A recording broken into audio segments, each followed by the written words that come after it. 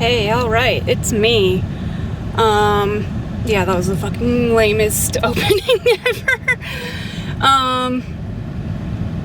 So I'm gonna do a little different this time. I am going to, I'm just gonna wing it, basically, and I'm gonna kind of like actively do the shadow work as I'm recording this time.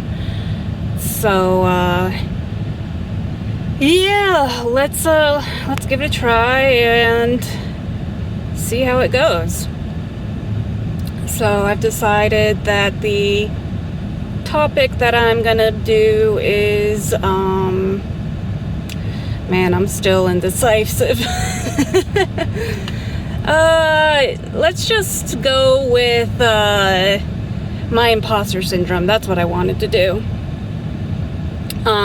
It's actually kind of funny because on the one hand, I feel like I have massive imposter syndrome, and then on the other hand, I have this really bad superiority complex that has gotten me in so much trouble over the years, and has been a thorn in people's sides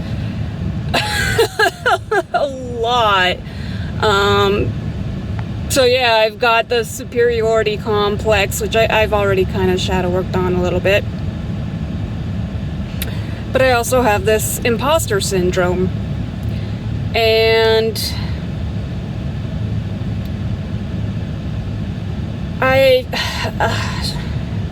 okay, so I don't like feeling imposter syndrome. What is the imposter syndrome? What is the positive intent of that? I mean, like, I want to say it's, I guess it's in a way, it's reminding me that I am not as superior as I think I am, that I just don't know along with everyone else. I've realized that a lot of my problems go back to just not, it's really cold in here, I'm sorry. A lot of my problems go back to not to wanting control of the situation, to wanting control of a lot of things. And I think the imposter syndrome is kind of part of that, because, like, you know, I think I'm not, like, good enough to do, like, this YouTube channel, for example, that I am not, like, practiced enough, or I'm not saying the right things, and it's kind of like, you know, well, if I was good enough, if I did have these skills, then I would definitely succeed, you know? So it's weird. It's still, like, got that element of, like, yeah, I can predict the future, which, you know, no one can. People who have so much talent get overlooked all the time, and then people with seemingly no talent at all blow up.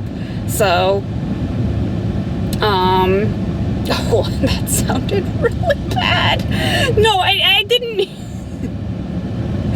I meant more like people who, like, for example, for social influencers, like, people who don't seem that charismatic at first glance, who, you know, don't seem maybe confident in themselves, which is what people are sometimes drawn towards. They don't seem to have great, like, refined speaking skills. They like, whatever reason, they just blow up. So, wow, that sounds, I am so sorry. I did not mean to imply that anybody is not, is talentless. I think everyone's got a little bit of talent. No, the talentless person is me, so. Okay, so yeah, I think that's kind of what the imposter syndrome is. It is, in a way, a subtle way, a way of wanting to grasp control, which, like, you know, in a situation like mine where only getting a few $100s a month, living in a one-room Airbnb with my fiance for the past few months, you kind of just want to grab for any kind of control you have, because so much feels out of your control at that point. Although honestly, like, I've always felt like I don't have much control over my life, and before it was due to a lot of health or mental related issues like depression and stuff, which still sometimes crops up. And then more recently, it's money and health. I've always kind of felt at a loss with the state of the economy and society and whatnot. So yeah,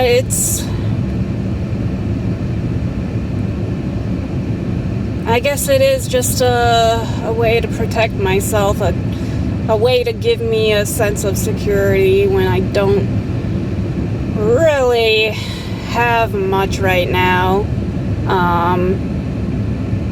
Well, I should say, I my perception is that I don't have much. I think security is a little bit more fragile for a lot of people than they want to believe, and that kind of leads to where I was a couple years ago, where, you know, I lost my job, and part of me felt it was coming, but part of me still wanted to believe that, you know, they weren't gonna let me go, right? And that was just the way I gave myself security, because I didn't know what else to do. And that leads to a lot of overthinking on my part too, so that's why I kind of will finally move myself to the car, to my little recording area, and finally just bit the bullet. And yeah, I think I'm gonna have to work on overthinking as well. I wonder if imposter syndrome is kind of in the same vein as that.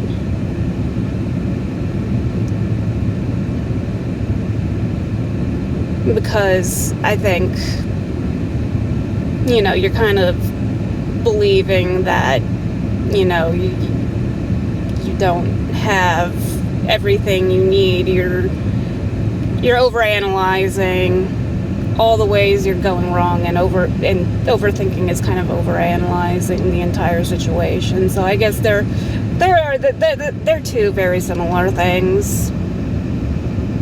Kind of, sort of, maybe. I don't know what I'm going on about at this point. I've kind of trailed off track, I think.